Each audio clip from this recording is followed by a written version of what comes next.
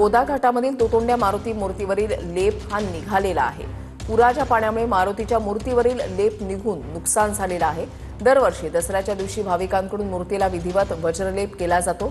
यंदाही पारंपरिक पद्धतीने वज्रलेप केला जाणार आहे।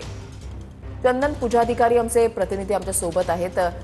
चंदन, दुतोंड्या मारुतीकडे श्रद्धेने पाहिलं जातं, मात्र त्यासोबतच ज्यावेळेला पावसाळा सुरू होतो त्यावेळेला पावसाची पातळी मोजण्यासाठी सुद्धा दुतोंड्या मारुतीचंच उदाहरण जे आहे ते दिलं जातं आणि तुम्ही सुद्धा अनेकदा या ठिकाणावरूनच लाईव्ह केलेलं आहे। मात्र आता दुतोंड्या मारुतीच्या मूर्तीवरचा लेप हा निघालेला आहे।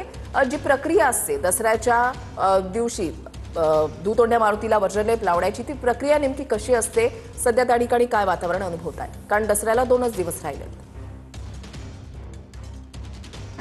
वृषाली, खरं तर महापूर जो आला त्या महापुरामुळे या संपूर्ण गोदाघाट परिसरामध्ये त्याचप्रमाणे इथले छोटे मोठे मंदिरं जे आहेत ते देखील पाण्याखाली होते आणि संपूर्ण नाशिकमधल्या पूरस्थितीचं जे मापक समजलं जातं ते मापक म्हणजे 11 फुटी असलेला हा दुतोंड्या मारुती।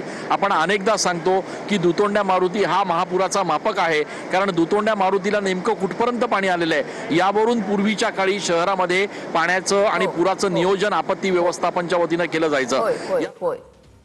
धन्यवाद चंदन दिलेल्या सविस्तर माहितीसाठी।